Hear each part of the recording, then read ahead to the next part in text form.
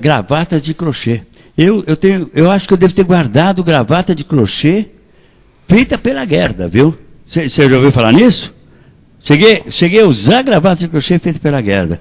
Ela é uma das pessoas que, coitada, ela foi presa, foi torturada e acabou pirando mesmo. E o Carlos Vecchio é neto do maestro Fúrio Franceschini, nascido em Roma e naturalizado brasileiro, grande organista, compositor, executor e música erudita. Prepara-se agora para realizar antigo sonho, a criação de um liceu de artes musicais para crianças carentes. Aquele trabalho que você editou dele, belíssimo. É um dos maiores maestros, citado no mundo inteiro. Mundo inteiro, precisa trazer essa obra para o pessoal conhecer. Olha, é verdade. Hoje... Inclusive eu trouxe o CD do Wagner aqui. Hein? Opa, muito obrigado. Quer dizer, obrigado por ter lembrado. Estava emprestado para isso. O maestro Franceschini, Fúrio Franceschini, nasceu em Roma em 1880 e ele veio ao Brasil por força de um contrato com uma companhia lírica. E aconteceu uma coisa incrível. Eles estavam no Rio de Janeiro, tiveram uma série de apresentações, e aí a companhia tinha que ir para o norte, nordeste. Eu não sei por que ele falou, eu fico aqui.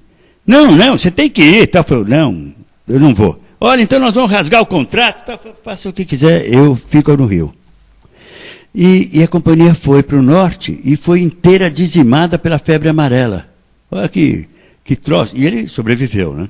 No final ele acabou, depois de muita história, ele acabou casando com uma moça chamada Maria Angelina, que era filha de um conde, e que por coincidência era minha avó. Então ele ficou meu avô.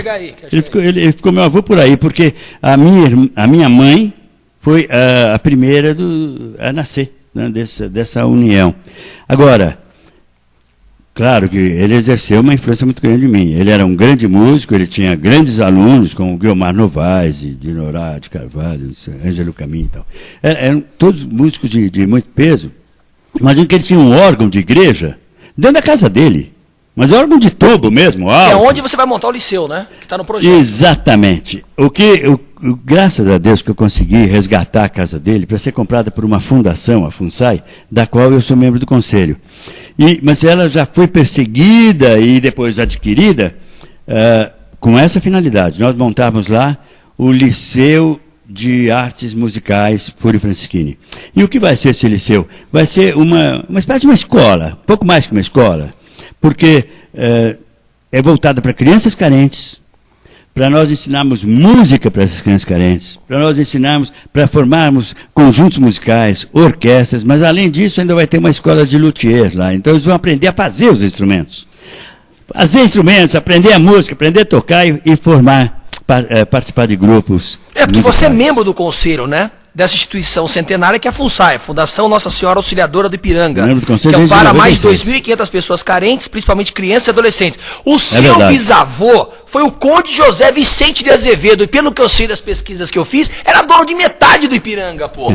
Ele deu um grito lá também, hein? Quase. Hein? Ou ele empurrou o Dom Pedro escada abaixo? Eu vou te contar uma coisa. Você sabe que eu sou professor há muitos anos, né? Eu estou no 27º ano como professor da Universidade de Embi Morumbi. Antes era faculdade em Embi Morumbi, agora é universidade. E entre as unidades, digamos assim, da faculdade, parece que não é mais deles, mas a Rádio Brasil 2000. E um repórter da Brasil 2000, uma vez, estava distribuindo esses decalques aí para colocar em carro.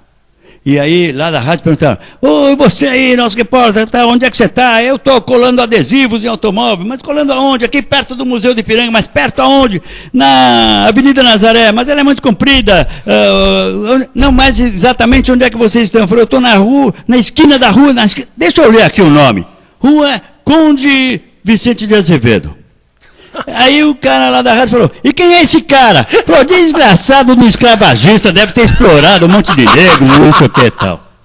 Não, e ele criou várias instituições, né? Rapaz, ele era o oposto disso. Eu nunca conheci um homem que se dedicasse mais e melhor a obras assim, sabe, de beneméritas, extremamente filantrópicas, inclusive uma para amparo, depois da abolição da escravatura, para amparar os ex-escravos que já eram velhos, doentes, tudo mais, porque eles não podiam vender sua força de trabalho. Eles não podiam nem fugir para quilombo nenhum. Eles estavam aí ao Deus dará, e doentes. Então ele montou uma das instituições que ele fez, foi justamente para amparar esses velhos negros escravos. E para fazer isso aí, ele soube que existiam umas irmãs lá no Paraná, que eram super abnegadas. Ele falou, vou buscar essas irmãs, vamos ver se elas topam cuidar desses homens, né? E ele chegou lá e falou, quem é a chefe de vocês? Irmã Paulina. Então, irmã, vem cá, vamos conversar, eu preciso de um trabalho assim. Ela juntou as irmãs, vieram para cá, ele preparou as acomodações para elas, para os negros e tudo mais, e essa irmã Paulina deu sangue lá, e foi a primeira que trabalhou no Brasil, que foi canonizada pela Igreja Católica. É a Santa Paulina, imagine só. Olha que loucura. E eu também vou ser canonizado. Principalmente por esse trabalho. Você também vai? Claro, pô. Caramba, você... que beleza, hein? E o Instituto Padre Chico? O Instituto Padre Chico foi propiciado por ele também. Ele deu terreno, deu tijolos, mas por quê? Porque não existia um instituto voltado para os cegos, que tivesse a possibilidade de apoiar realmente, né, as pessoas, os deficientes visuais de modo geral. Então, essa foi uma das outras 12 instituições que ele acabou possibilitando, o Instituto Padre Chico. Até hoje, acho que é um dos maiores institutos voltados para esse público, né, de deficientes visuais e tal. É uma obra belíssima também. Maravilha. Aí o botão! A gente tinha que fazer outro programa, né? Algo como hoje está muito mais rico, muito mais pausado, não vai cair a luz, vai cair nada na cabeça de ninguém. O Henrique, Gil e Farsas. Cheguei agora do que se trata a entrevista. Estamos aqui com o Carlos Eduardo Franceschini Vecchio. Opa, sou eu. É você mesmo. Vá assistindo aí que você vai pegar o meado da história. Alô, doutor, professor Carlos Vecchio. É sempre maravilhoso ouvir suas histórias. Estou aqui acompanhando. Parabéns por sua cultura e simpatia. Abraços da amiga Rosana. Opa, Rosana. Sabe que eu conheci a Rosana também por causa da campanha do Voto Aberto. Ela é super dedicada a isso, viu? Eu espero que muita gente siga o exemplo da Rosana. A Rosana organizava grupos lá em Campinas. Não é, Wagner? Grupos em Campinas, tal, todo mundo coletando assinaturas. Ela é outra das ativistas aí do momento. Gente, eu volto a falar. É importante que nós passemos a ter o voto aberto no Congresso Nacional. É uma vergonha, eu insisto, Wagner é uma vergonha esse negócio você, quando for no de voto escondido, voto secreto lá. Aquela experiência, como é que foi? Que a primeira vez foi via Ivan Valente, né? Mas bacana. Eu continuo apoiando a causa do Wagner Marinho, de todos aqueles que trabalham pelo voto aberto. E a Nathalie, pai, tem orgulho de ser sua filha. Opa. É aquela morena maravilhosa da foto? Não, é a loira que loira maravilhosa ela hoje vive na Ilha Bela, que é o meu pedaço de chão predileto desse planeta Terra. Nathalie é uma garota, uma menina maravilhosa. Ela se dedica à medicina veterinária. Hoje ela é cirurgiã veterinária também. Ela adora os animais e eu tenho uma grande estima por ela e pela irmã dela, que é a Giovana, que é jornalista, que hoje vive voando e tal. São duas meninas maravilhosas, tenho muito orgulho das minhas filhas. E a Priscila de Santa Catarina, e hoje o senhor também convive com os políticos? Olha, eu de alguma forma apoio quem eu acho que devo apoiar e brigo contra aqueles que eu acho que devo brigar. Mas eu não faço política partidária no Brasil. Foi uma decisão que eu tomei há muito tempo. Eu acho que não condiz com a minha maneira de ser, com a minha personalidade. É uma coisa que eu não sei como é que ficaria a minha consciência. Eu não sei se eu já não teria morrido de úlcera estomacal, coisa que eu valha. Política porque é uma coisa complicadíssima. Não é brincadeira, né? Política é uma coisa complicadíssima. Só que é um detalhe. No mínimo é um mal necessário, porque tudo é política. Quem quer fechar os olhos e falar, não quero pensar em política, eu não gosto de política e tal, está se enganando, está fechando os olhos para a realidade brasileira. É um babaca alienado. Não, porque não há como escapar. Nós dependemos das decisões deles, então nós temos, na medida do possível, que influenciar nas decisões deles. Temos que influenciar nas decisões deles. E existem canais para isso. E a gente tem que usar todos esses canais, todos os possíveis. Olha essa foto maravilhosa aqui. Dá um close. Olha que beleza. Quem que é essa moça que você está abraçado? É quem eu estou pensando? Essa moça... Lígia Fagundes Teles. É ela mesma. Essa moça o que estava acontecendo nesse momento, por gentileza? É membro da Academia Brasileira de Letras, com todos os méritos, é uma das maiores conquistas do mundo, talvez. E nessa ocasião, nós queríamos fazer uma homenagem. Foi feita, foi feita quase que nos porões de um hotel aí de São Paulo, porque a gente se reunia para algo parecido e já era capaz de baixar a polícia em cima. Mas ela tinha acabado de... E ela é uma pessoa, nossa, extremamente politizada, uma pessoa brilhante. E já era, naquele tempo. Isso daí foi em 1969, o ano seguinte do AI-5. E ela havia recebido em Paris um grande prêmio como o melhor conto de todos que foram apresentados num concurso lá em Paris, foi o dela. E ela ganhou um prêmio internacional aí, impressionante. E coube a mim a missão, gostosa missão, de recebê-la junto com os universitários do Lago São Francisco, junto com as mulheres também da Academia das Velhas Arcadas, as nossas colegas, e prestarmos uma homenagem a ela. Só que, na hora H, resolveram que quem ia fazer o discurso em homenagem a ela, a apresentação ao corpo discente da faculdade e tal, seria eu. E parece que ela gostou do que eu falei, porque me deu um abraço. Você está com aquela foto aí? Qual foto? Essa da Lígia? Tá, acabei de mostrar aqui agora. Eu só queria mostrar uma coisinha. Quem está do lado? Porque ela... Olha, eu acabei de falar. A Lígia... E esse camarada que está aplaudindo foi, durante 6 anos, secretário da Justiça. É um dos homens, é um dos baluartes dos direitos humanos do Brasil. Chama Belisário Santos Júnior.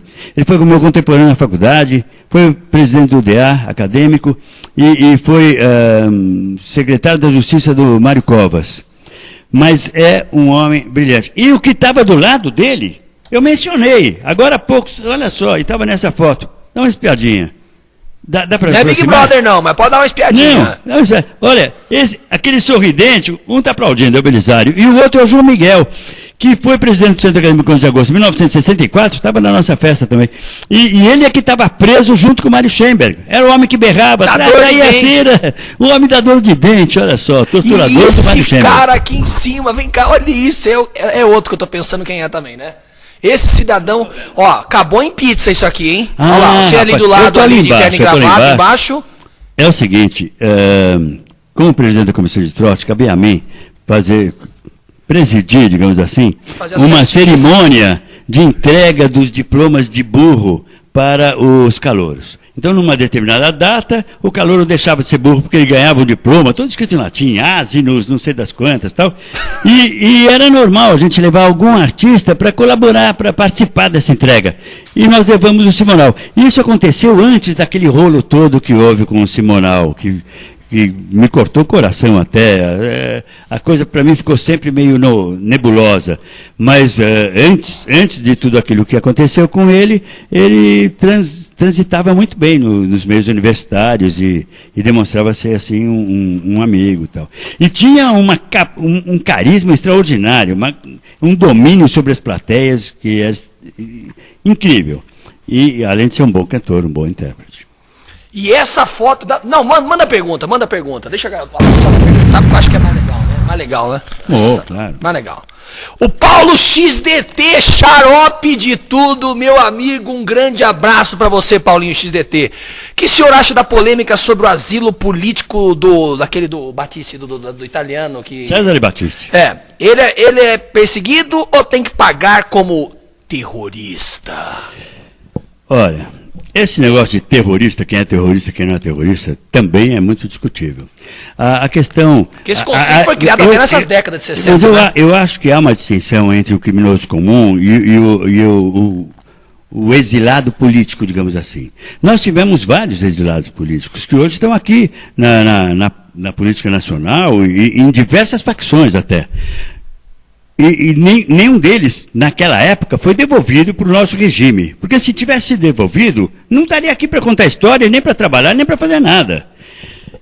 Nós tivemos o retorno de muita gente, o próprio Fernando Henrique, o próprio Luiz, tanta gente, meu Deus do céu. Paulo Freire. Voltou, Paulo Freire, já disse, vai para aí fora. Mas voltaram inteiros, por quê? Porque não foram devolvidos sem mais na medida em que o governo que estava interessado em acabar com eles pedia. Porque claro que pediram. Mas não foram devolvidos. Por outro lado, o Brasil tem toda uma tradição de conceder asilo político na medida em que sabe que o homem está sendo buscado, mas por motivos político-ideológicos, e não por motivos de crime, por seu interesse, de roubo, de assassinato, ou de qualquer coisa. Até agora ninguém nem provou que o Cesare Battisti assassinou mesmo, nem que participou. Mas ele é um inimigo do Berlusconi. E o Berlusconi está hoje no governo da Itália. Se tivesse outro, talvez não estivesse pedindo. E quer a cabeça do homem como alguém quis a cabeça de João Batista. Então, e o Berlusconi é um cara muito bonzinho, né? Andou explodindo as torres das emissoras do Brasil lá. Ele é um doce de pessoa, é o novo Mussolini. Eu acho que se um dos dois devia estar preso, talvez fosse o presidente da Itália. Mas eu queria só dizer o seguinte. O Brasil tem uma tradição de oferecer, de dar, de conceder asilo político para todo mundo que tem problemas por causa da política e da ideologia. E não é só da esquerda. O próprio Stroessner, que saiu do Paraguai, que é responsável por nem sei quantas mortes. Ele veio para cá, viveu muito bem até o fim da vida. Por quê? Porque o Brasil lhe garantiu o asilo político. Como daria também até para um Pinochet. E agora não vai dar para o Cesare Batista. Que isso, gente? Olha, eu acho que o governo tomou uma atitude correta, na minha opinião.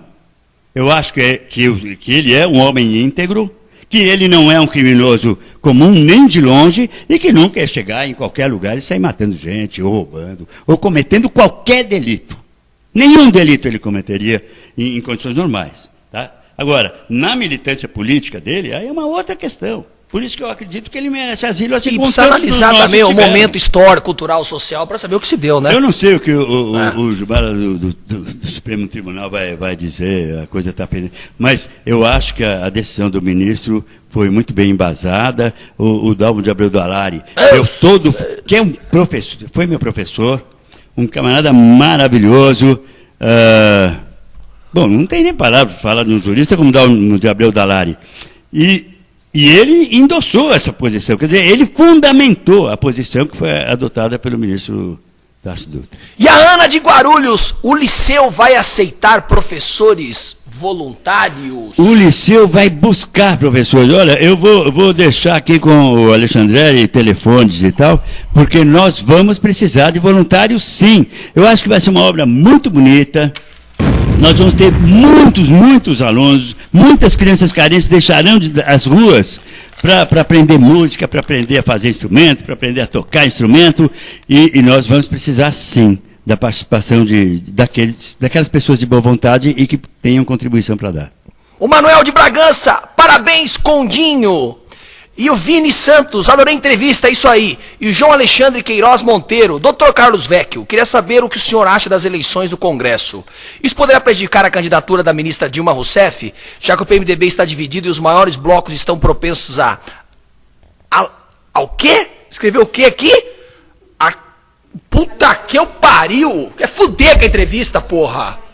Hein? Aliarem-se, tá aqui, vão todo mundo voando no Congresso. Aliarem-se com o José Serra. Na sua opinião, o presidente Lula conseguirá fazer com que o Brasil cresça economicamente devido à crise americana?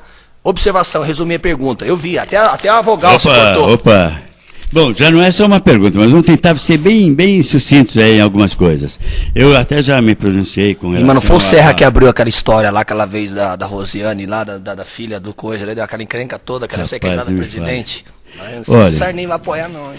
Quem está presidindo, quem vai estar, né, porque acabou de ser eleito por aqueles representantes que eu já mencionei, né, eu só quero dizer uma coisa, tem gente que é capaz de estar pensando o seguinte, chega o Carlos Vecchio aí e começa a falar contra o Legislativo e tal, será que ele acha que seria melhor fechar o Legislativo? Gente, de jeito nenhum. É um ônus que a gente paga, mas a gente precisa ter Legislativo aberto e funcionando. Precisa ter. Seja sob a presidência de quem for, até de um Sarney. Até de um Sarney. Porque quem era um Sarney? Um camarada que nunca foi candidato à presidência da República, mas já foi presidente da República, porque o presidente morreu às vésperas da posse, né? E ele era. Mas o que ele era antes disso? Porque ele estava na chapa do Tancredo pelo PMDB. Mas e a história anterior dele? Ele era presidente da Arena. E o que era essa Arena? Era o partido que dava sustentação política à ditadura militar. Essa é a origem desse camarada politicamente. ele forma na ala mais reacionária que nós já tivemos aqui. E vai ter aqui, ó, Carlos Vecchio, e você vai. É que eu queria completar para... Completa. Não, queria pra completar o Carnarock. Então, independentemente disso, e da tragédia que ele trazia à tona, políticos de um naipe que eu quero dizer, o naipe pode ser alto, mas pode ser baixo. No caso, na minha opinião, é bem baixo mesmo. Como um Renan Calheiros. Meu Deus do céu, esse homem que já devia estar caçado. E como um homem que representa o que, na minha opinião, o que há de pior na história política brasileira, que é o Fernandinho Collor. E ele ainda quer botar o homem numa comissão de relações exteriores.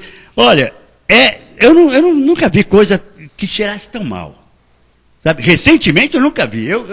Para ir para Brasília agora, eu tenho que chegar lá já com um pregador no nariz. Porque a coisa, sinceramente... Mas com o voto aberto, a gente vai ter que ir lá, bicho, não vai ter saída. Mas eu quero dizer o seguinte, vou lembrar até as palavras de Winston Churchill, um dos maiores estadistas que nós já tivemos aí no século passado. Ele falava o seguinte, gente, a pior democracia é muito melhor do que a melhor das ditaduras. Eu passei por aquela ditadura. Eu já era jornalista. Eu era bem informado. Eu estava por dentro. Eu estava sabendo o que estava acontecendo. É uma tragédia. Eu não quero que os anos de chumbo ressurjam no Brasil. Eu prefiro um Congresso capenga como que nós temos atualmente. Capenga, manquitolando lá, mas... Olha, arrastando os pés, mas é melhor um Congresso aberto do que as instituições fechadas. Eu garanto para vocês, olha, juventude, se estiver me ouvindo, sejam sempre, eternamente, contra uma ditadura como a que nós tivemos no Brasil. Foi uma coisa muito triste, muito triste. Eu espero que esteja enterrada essa página. Carlos Vecchio, nós vamos para o primeiro Carnarock. Vai ter as bandas Dunhas e Tunes e Oite, na rua Abagiba 1323. Onde que é isso? Vila do quê? Vila das Mercedes. Meu, tem centenas de fotos aqui, ó, pra fazer programa. Ó, tem um monte de foto, cara, tem um monte de coisa. Tem ele aqui, tem ele estudando em Harvard, enfim. E tem o negócio do carnaval. Ele foi o primeiro presidente da escola de samba de São Paulo, montou o carnaval, enfim, um monte de coisa. Mas infelizmente o tempo é curto, a produção fica de saco cheio, porque não tem mulher rebolando no programa. Se tivesse mulher rebolando, a gente ficava 50 horas fazendo esse programa. Entendeu? Então, enfim, é aquelas coisas ainda. Carlos Vecchio, considerações finais e muito obrigado. Ô, gente, o que é isso?